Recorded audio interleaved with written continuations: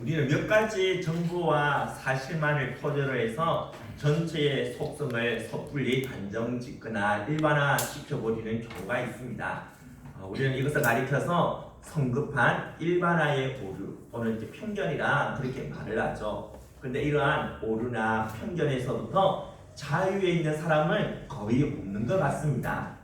하나를 보면 열을 안다라고 하면서 한두 가지 사실만을 가지고 그 한 사람을 평가하거나 판단하는 그런 일이 우리에게 너무 흔한 일이지 않습니까? 예를 들면 우리는 혈액형 하나를 가지고 그 사람의 성격을 그렇게 판단한다는 것이죠. 혈액형 O형인 사람은 외향적이고 A형인 사람은 논리적이고 B형인 사람은 감성적이고 또 AB형은 천재 아니면 바보다. 여러분 이렇게 우리가 말을 하죠. 여러분 이게 맞습니까? 예, O형인 사람 중에 전혀 외향적이지 않고 내성적인 사람 한둘이 아닙니다. 엄청 많습니다. 그리고 저 AB형입니다. 천재 아니고요. 바보도 아닙니다. 여러분 이렇게 우리들은 전혀 과학적인 근거도 없는 이 혈액형 하나를 가지고 그 사람이 어떻다라고 이렇게 말하는 것, 이것은 바로 성급한 일반화의 오류고 편견이라 그렇게 볼 수 있는 것이죠. 오늘 우리가 읽은 본문에 보면 이러한 편견을 가진 한 사람을 우리가 볼 수가 있습니다. 그가 누구냐면 바로 나다나엘입니다.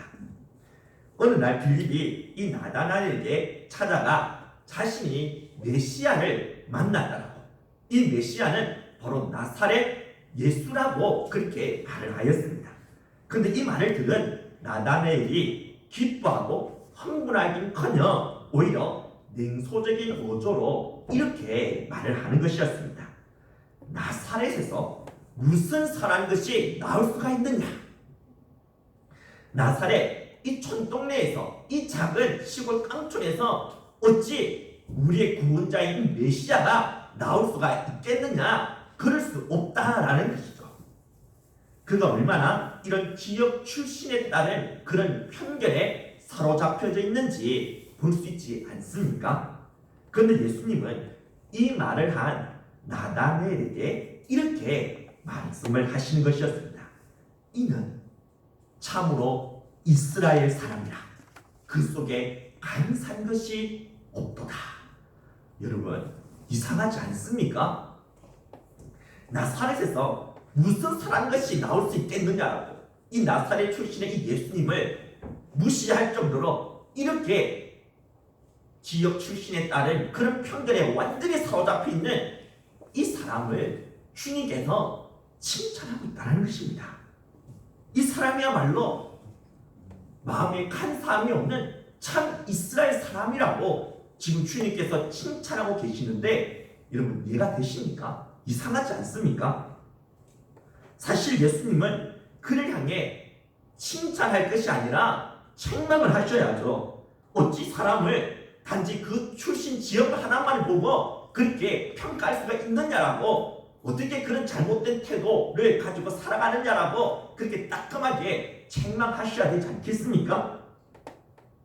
그런데 예수님은 그를 책망하기는커녕 오히려 간사함이 없는 참된 이스라엘 사람이라고 칭찬하고 계신다는 것입니다. 우리는 대체 어떻게 이 말씀을 이해해야 되겠습니까? 만약 나다나엘이 나사렛이 정말 작은 촌동네라고 해서 무시하고 업신여기는 태도로 이 말을 했다면 주님께서는 결코 그를 칭찬하지 아니하셨을 것입니다.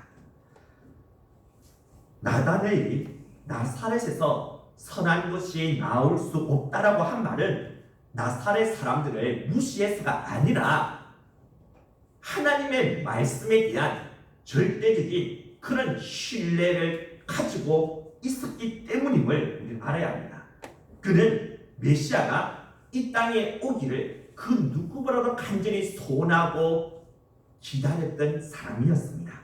그렇기 때문에 그는 메시아와 관련된 성경의 그 예언의 말씀들을 찾고 찾아서 읽고 묵상하고 마음에 새기고 있었던 것이었죠. 그래서 그는 메시아가 이 땅에 오게 된다면 어느 동네에 오게 될 것인지를 알게 되었습니다. 바로 미가서 5장 2절의 말씀을 통해서 말이죠. 같이 한번 읽어볼까요? 미가서 5장 2절 말씀 읽겠습니다. 베들레헴 에브라다야, 너는 유다 족속 중에 작을지라도 이스라엘을 다스릴 자가 내게서 내게로 나올 것이라. 그의 근본은 상고의 영혼에 있느니라. 그의 근본이 상고에 있고 영혼에 있다. 무슨 말씀입니까? 영원 전부터 존재하셨다 이 말이죠. 영원 전부터 계셨으며 또한 이스라엘을 다스릴 왕이 태어나게 되는데 그 왕이 어디에 태어나느냐? 바로 베들레헴에서 태어나게 될 것이라는 것이죠. 나다나엘은 바로 이 말씀을 알게 되었습니다. 이 말씀을 그는 품게 되어졌던 것이죠. 그렇기 때문에 그는 나사렛에서 무슨 선한 것이 나올 수 있느냐라고, 베들레헴이 아닌 나사렛이라는 동네에서 어찌 이스라엘을 다스릴 왕이자 메시아가 나올 수 있겠느냐라는 뜻으로 말하게 된 것입니다. 결코 나사렛 동네를 깔보거나 무시해서가 아니라 하나님의 이 약속의 말씀에 대한 이 확신 때문에 그는 이와 같은 말을 하게 되었던 것이죠.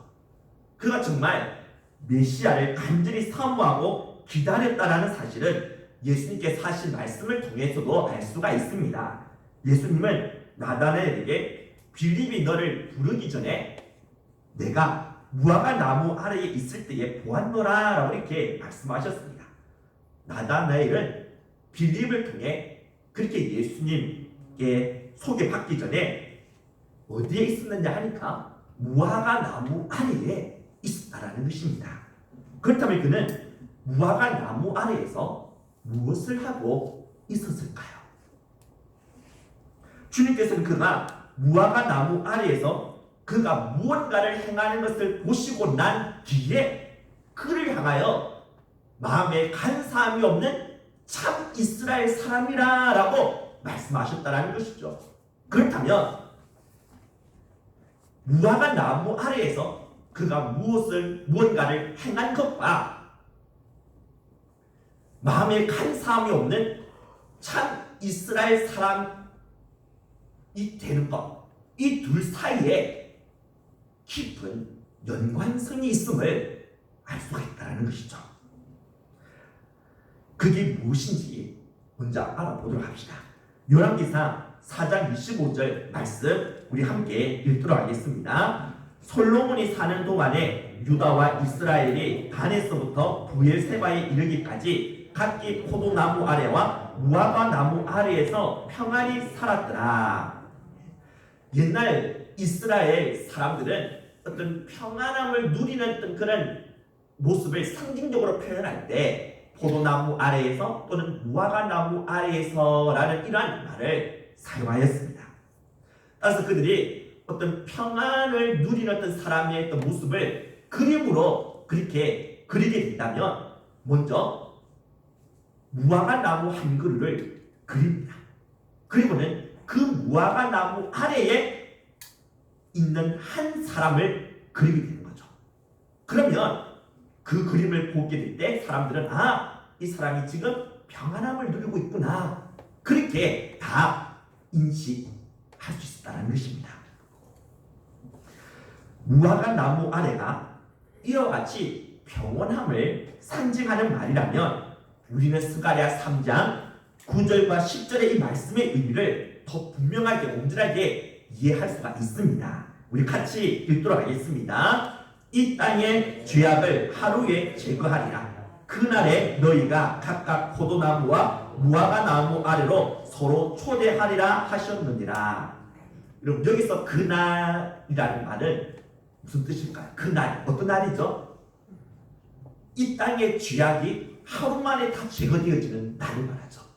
이 땅에 살아가는 사람들의 죄악이 하루 만에 제거되어지는 그날. 여러분, 이런 날을 우리에게 안겨다 주실 수 있는 분이 누구십니까? 그렇죠, 예수 그리스도죠. 예수 그리스도 메시아, 그리스도 되시니 그분만이 바로 이 땅에 있는 모든 사람들의 죄악을 하루 만에 제거해 줄 수가 있다라는 것입니다.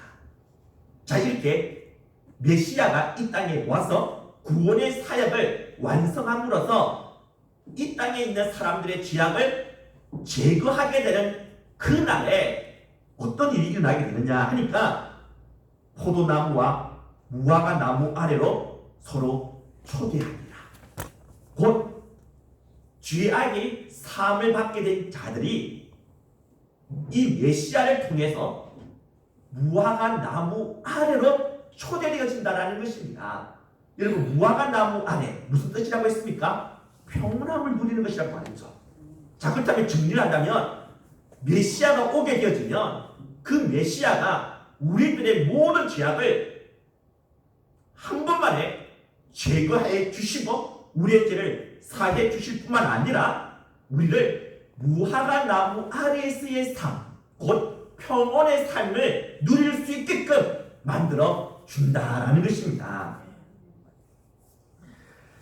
그렇기 때문에 옛날 이스라엘 사회에서는 하나님의 이 약속의 말씀을 믿고 죄사함과 평온함을 갈구하는 사람들마다 어느 나무 아래로 가게 되었을까요?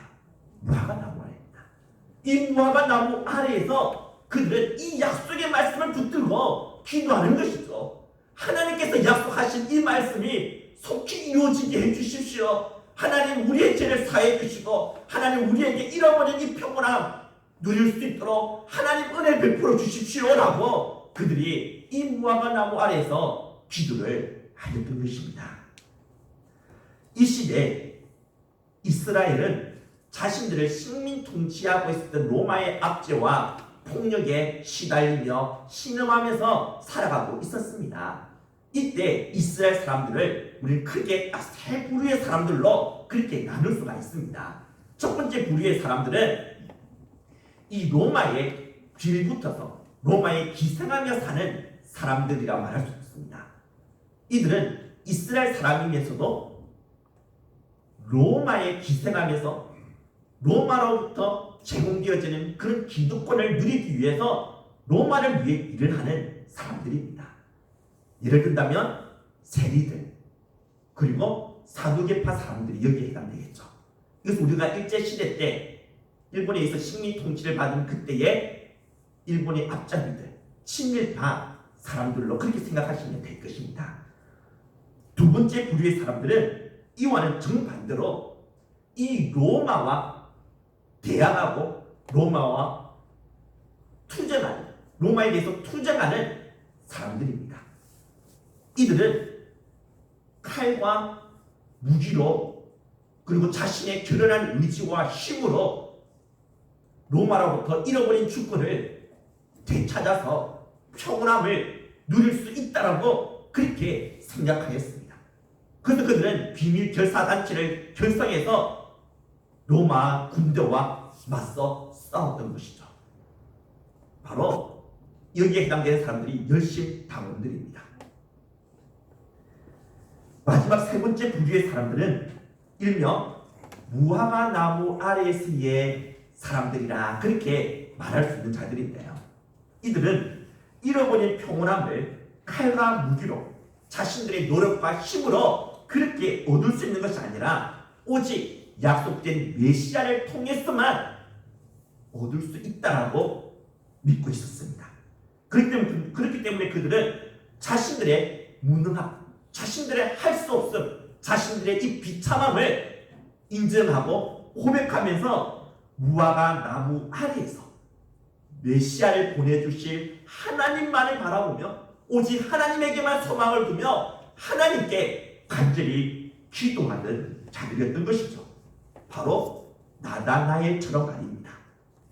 주님께서는 바로 이러한 사람을 이끌어서 마음에 간사함이 없는 참 이스라엘 사람이라 말씀하시는 것입니다. 우리는 예수님이 말씀하시는 이런 마음에 간사함이 없는 자가 어떤 사람인지를 더 분명하게 이해할 수 있어야 합니다. 구약 성경에 나오는 인물 중에 간사한 자의 대명사 누굽니까?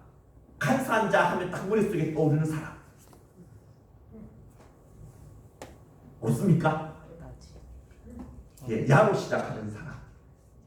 예, 야곱이죠. 예, 야곱이 왜 간사한 자라고 그렇게 볼 수 있습니까? 예.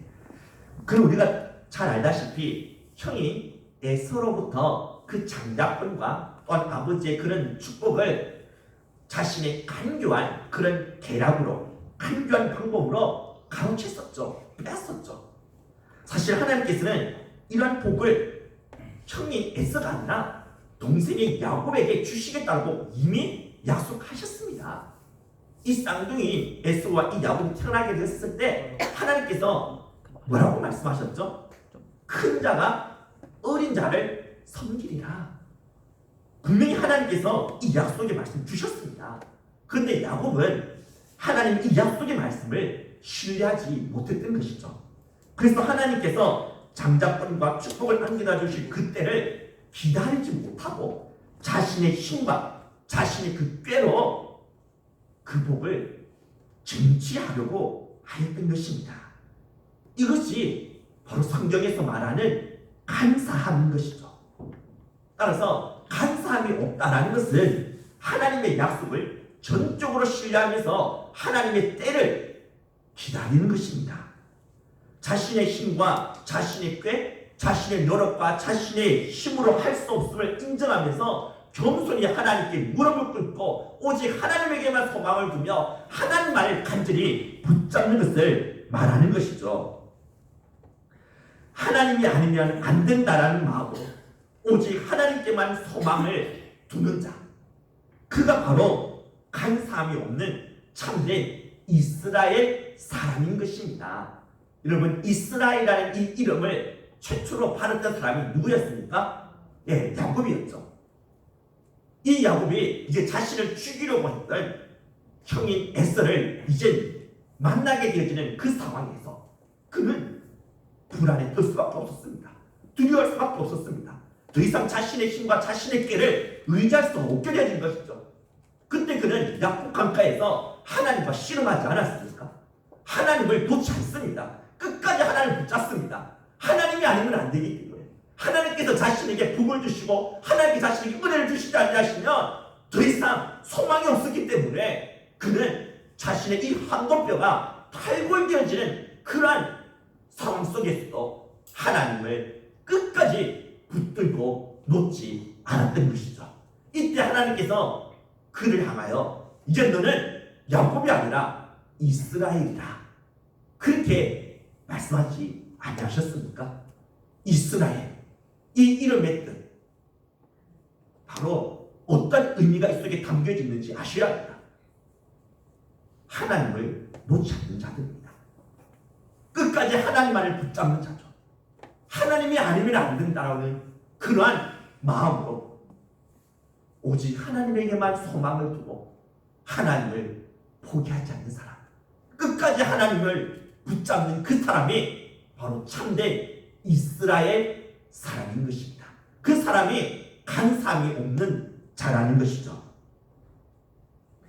여러분, 이렇게 간사함이 없는 자에게 참된 이스라엘 사람이라고 그렇게 칭함을 받을 수 있는 자에게 하나님께서는 어떤 은혜와 복을 주시는지 아십니까?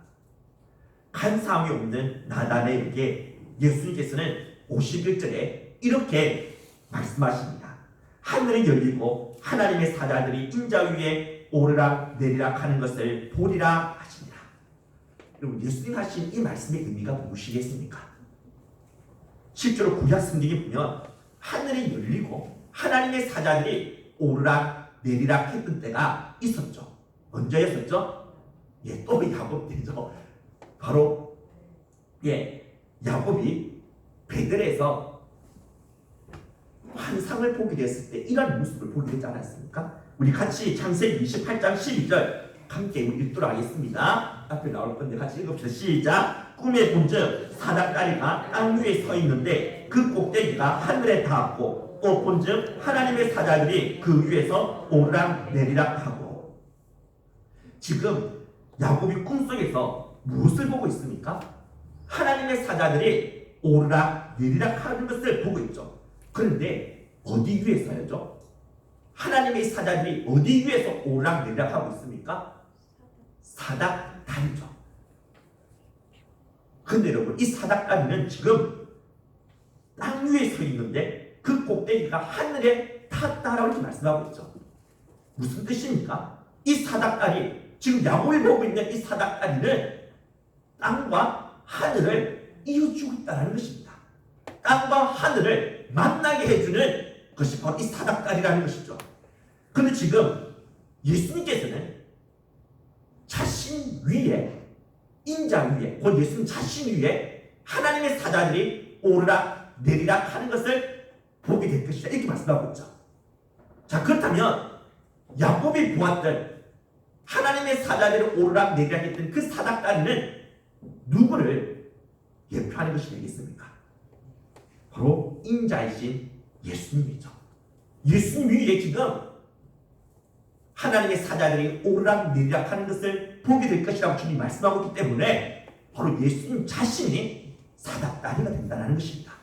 하늘과 땅을 이어주는 사닥다리, 하늘과 땅을 만나게 해주는 그 사닥다리가 바로 예수님 자신이라는 것이죠.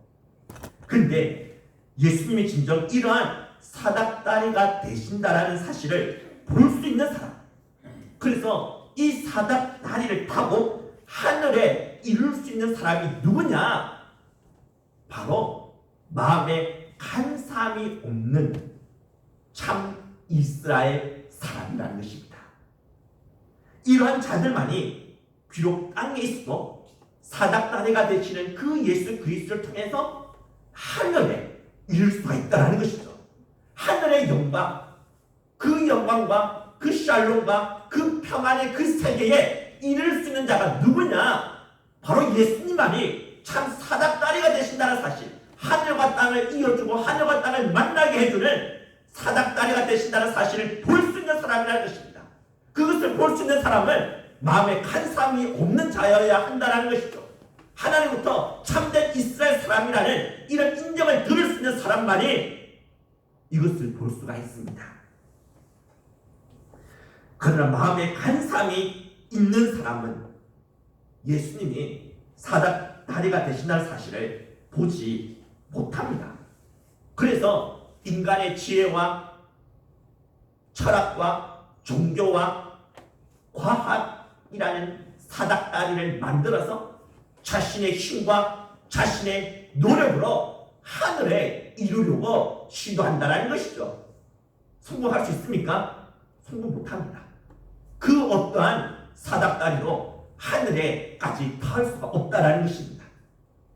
이전에 바벨탑을 세웠던 인간들, 그들은 이 바벨탑을 하늘에까지 닿으려고 시도했었죠. 근데 성공했습니까? 실패했습니다. 바벨탑 무너지고 말았습니다. 인간이 그 어떠한 시도도 성공할 수 없다는 것이죠. 인간 자신의 힘으로, 자신의 노력으로 절대로 하늘에 닿게 하는 사닥다리 만들 수 없습니다. 사닥다리를 만들어 자신의 힘으로 하늘에 이르려고 하는 사람들은 반드시 곤두박질 칠 수밖에 없다는 것이죠. 우리로 하여금 하늘에 이르게 하는 유일한 사닥다리는 오직 예수 그리스도 한 분뿐이십니다. 믿으십니까? 이 사실을 볼 수 있는 사람은 마음에 간사함이 없는 참된 이스라엘 사람입니다. 그렇다면 저와 여러분들은 마음에 간사함이 없는 참된 이스라엘 사람이 맞습니까? 네, 우리는 복받은 자죠. 진짜 이스라엘 사람. 표면적 유대인이 유대인이 아니요 이면적 유대인이 유대인을 말씀하지 않았습니까? 혈통상으로 유대인이 되는 게 아닙니다. 이스라엘 사람이 되는 게 아닙니다. 아브라함의 피를 물려받았다고 해서 지금 이스라엘 땅에 있는 사람들이 전부 다 이스라엘 사람이냐, 참 이스라엘 사람이냐 아니라는 것이죠. 참 이스라엘 사람은 우리입니다. 예수 그리스도가 바로 사닥다리가 되신다는 사실을 보고 이것을 인증하고 고백할 수 있는 저와 여러분들이야말로 진짜 참된 이스라엘 사람이요 마음에 간사함이 없는 자라는 것이죠. 마지막으로 마음에 간사함이 없는 사람은 또 어떠한 은혜를 누릴 수가 있는가? 이를 알기 위해서는 야곱이 보았던 사닥다리 위를 오르락 내리락 하고 있었던 하나님의 이 사자들에 주목할 수 있어야 합니다. 여러분, 하나님의 사자들이 무엇 때문에 오르락 내리락 하고 있었을까요? 이 질문에 답하기 위해서는 이 야곱이 무엇 때문에 지금 이 광경을 보고 있는 이 베델, 이런 광경이 펼쳐지고 있는 이 베델에 오게 되어졌는지 그 이유를 우리가 알 수 있어야 합니다. 우리가 잘 알다시피 야곱은 자신의 꾀를 앞세워서 장작권과 그 축복을 자신의 것으로 삼으려고 시도하다가 결국에는 집에서 도망 나올 수밖에 없는 그런 비참한 신세가 되어졌죠. 그래서 이제 그는 자신의 외삼촌이 있는 밧단 아람으로까지 가야만 했습니다. 지금 그가 있는 집에서 외삼촌이 살고 있는 밧단 아람까지 그 거리가 무려 880km나 되어집니다. 그 먼 거리를 이제 혼자서 걸어가야 합니다. 그 길 가운데 어떤 분변, 어떤 사고를 당할지 모릅니다. 그는 두려움과 불안에 휩싸일 수밖에 없었습니다. 더 이상 자신의 꾀나 힘을 의지할 수 없게 되었습니다. 그래서 그가 찾은 곳이 바로 이 베델이라는 것이죠. 그는 어린 시절에 그의 할아버지 아브라함을 통해 베델이라는 이곳을 알고 있었습니다. 이 베델은 아브라함이 가나안 땅에 처음으로 들어오게 되었을 때 제일 처음 하나님께 제단을 쌓고 하나님의 도움을 구하며 기도를 드렸던 곳이었죠. 아브라함이 이 낯선 가나안 땅에서 어떻게 살아가야 할지 앞이 캄캄하고 미래에 대한 그런 불안과 두려움에 휩싸여져 있었을 때 그는 이곳에서 바로 이 베델에서 하나님께 제단을 쌓고 하나님께 기도하면서 하나님의 도움을 구했던 것입니다. 이때 하나님께서 그를 만나 주셨던 것이죠. 그리고 그 기도에 응답해 주셔서 이 아브라함이 성공한 족장이 될 수가 있었던 것이었습니다. 그래서 이 야곱은 자신의 할아버지를 만나 주시고 그 기도에 응답해 주셨던 하나님을 자신도 만나서 하나님의 이 도움과 은혜를 얻기 위해 이곳 베델로 올라오게 되었던 것이죠. 이 사실을 우리가 이스라엘 그 지도를 보면 알 수가 있는데요. 지금 이 야곱에 있는 이 곳에서 브엘세바에서부터 그가 가야 하는 목적지 밧단 아람까지 가는 길은 크게 세 개의 길이 있었습니다. 세 개의 도로가 있었죠. 하나는 지중해를 끼고 그렇게 갈 수 있는 그런 해안길이 있었고, 또 하나는 이 요단강 이 왼쪽 편에 있는 이 골짜기 길, 그리고 또 하나는 이 요단강 오른쪽 편에 있는 그 조금 위에서 가야만 하는 이 왕의 대로라고 불려지는 길이 있었습니다. 그런데 지금 야곱이 있는 이 베델을 이 세 개의 이 도로 중에 그 어느 것 하나 그 선상 위에 있거나 그 부근에 있지 않습니다. 이 베델은 겹겹이 산으로 이루어져 있는 유대 산악 지대에 위치해 있다는 것이죠. 따라서 브엘세바에서부터 바단 아람까지 가려고 하면 이 베델이 있어서는 안 됩니다. 근데 지금 그는 이곳 베델이 있다는 것이죠. 길을 잘못 들어서 길을 잃어버려서 이곳에 있게 된 게 아닙니다.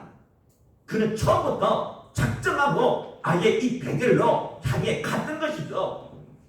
자신의 할아버지가 만났던 그 하나님, 자신은 그 하나님을 만나야만 했기 때문에, 하나님의 은혜와 하나님의 도움이 절대적으로 필요했기 때문에, 더 이상 자신의 힘과 자신의 꾀를 의지할 수가 없었기 때문에 그가 이 베델로 처음부터 작정하고 나아가게 되었던 것입니다. 그래서 그가 베델에 이르게 되었을 때 자신의 할아버지가 쌓았던 그 제단이 시간이 흘러서 흐트러졌겠죠. 그 돌의 제단이 흐트러졌겠죠. 근데 제단이 있다는 곳이 있다는 사실을 알 수 있지 않았겠습니까? 그래서 그가 이곳에서 하나님께 엎드려 기도를 하였던 것입니다. 기도를 하다가 잠에 들게 된 것이죠. 그리고는 꿈속에서 이 환상을 보게 된 것입니다. 사닥다리의 이 환상을 보게 되어진 것이죠. 따라서 그가 지금 환상으로 보고 있는 이 하나님의 사자들, 이 천사들이 사닥다리를 타고 오르락내리락 하고 있는데 무엇 때문에 오르락내리락 하고 있는지 충분히 그 이유를 우리가 유추해서 알 수 있지 않겠습니까? 이 하나님의 사자들이 야곱의 그 기도의 향을 담아서 하나님께 올려드리기 위해서 오락내락하고 있는 것입니다. 요한계시록 8장에 보면 하늘에 있는 천사들이 땅에 있는 성도들의 그 기도를 담기 위해 내려옵니다. 그리고는 금 향로에다가 이 성도들의 그 기도에 그 향을 다 담아서 다시 하늘로 올라가는 것을 볼 수가 있습니다. 그리고는 하나님께서는 바로 이 하나님의 사자들, 이 천사들이 가지고 온 그 성도들의 기도의 향이 담겨져 있는 금 향로의 그 향을 맡으십니다. 기도의 향을 맡으시고는 그 기도에 응답하시는 것을 볼 수가 있죠. 따라서 지금 야곱이 보고 있는 이 하나님의 사자들, 이 천사들은 바로 야곱의 그 기도, 그 기도의 향을 담기 위해서 내려왔다가 지금 올라가고 있는 것이죠. 그래서 하나님께서는 이 야곱의 기도의 향을 맡으십니다. 그리고는 그 기도에 응답하시죠. 그래서 하늘의 문이 열려집니다. 그리고는 하나님께서 그 기도에 대해서 이렇게 응답하시지 않습니까? 창세기 28장 15절 말씀 같이 읽도록 합시다. 시작. 내가 너와 함께 있어 내가 어디로 가든지 너를 지키며 너를 이끌어 이 땅으로 돌아오게 할지라. 내가 내게 허락한 것을 다 이루기까지 너를 떠나지 아니하리라 하신지라. 두려움과 불안에 떨고 있는 이 야곱을 향해서 하나님께서 이렇게 말씀하십니다. 내가 너와 함께 하겠다. 내가 어디로 가든지 너를 직접 주겠다. 내가 너를 떠나지 않겠다라고 하나님이 말씀하고 계십니다. 여러분, 이것은 야곱이 이 베델에서 기도했던 내용이지 않겠습니까? 이곳에 올라와서 야곱이 하나님께 기도했던 그것에 대하여 하나님께서 정확하게 응답해주고 있는 것이죠. 내가 너를 떠나지 않겠다. 내가 너와 함께 해주겠다. 내가 반드시 너를 지켜주겠다라고 하나님께서 약속하십니다. 그리고 이 약속 그대로 성취되어졌죠. 여러분, 마음에 간사함이 없는 참된 이스라엘 사람들, 그들이 하나님부터 어떠한 은혜와 복을 누릴 수가 있느냐? 첫 번째는 사닥다리가 되시는 하늘과 땅을 만나게 해주시는 그 예수 그리스도를 통해서 우리는 하늘에 이룰 수가 있습니다. 하늘의 영광과 샬롬과 평안의 그 세계에 우리는 들어갈 수가 있게 된다는 것이죠. 쉽게 말해서 천국에 들어갈 수 있다는 것입니다. 이곳으로 끝이 아닙니다. 마음에 간사함이 없는 참된 이스라엘 사람들, 오직 하나님에게만 소망을 두고 오직 하나님만을 바라보고 하나님만을 앙망하는 그 사람, 그래서 그가 하나님 앞에 부르짖어 기도할 때 하나님께서는 그 기도의 향, 하나도 새지 아니하도록 천사들을 보내어 금향로에 우리들의 모든 기도의 향을 다 담으십니다. 그리고는 천사들이 그 기도의 향을 담은 금향로를 가지고 사닥다리가 되시는 예수 그리스도를 통해 하늘로 올라갑니다. 하나님께 바칩니다. 하나님께서는 그 기도의 향을 맡으시고 하나님의 때가 되어질 때 반드시 그 기도대로 응답해 주십니다. 믿으십니까? 사닥다리가 되시는 예수 그리스도, 그분을 통해서 우리의 기도의 향이 하나님에게 올려지게 된다는 것입니다. 하나님에게 상달되어진다는 것입니다. 우리의 기도 하나도 새지 않습니다. 하나님께서 우리의 기도 하나도 빠짐없이 전부 다 그 향로에 다 담아서 하나님께서 그 기도의 향을 맡으시고 응답해 주신다는 이 사실을 우리는 잊지 말아야 한다는 것이죠. 이것이 바로 참된 이스라엘 사람, 참된 그리스도인, 마음에 간사함이 없이 오직 하나님만을 앙망하고 하나님만을 의지하는 성도들이 누릴 수 있는 특권이요 복인 것입니다.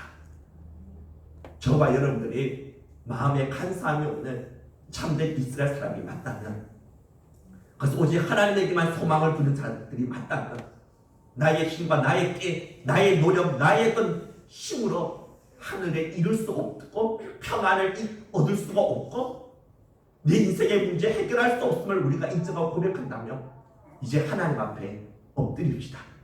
야곱 강가에서의 그 야곱처럼 하나님 놓지 맙시다. 끝까지 하나님 붙잡읍시다.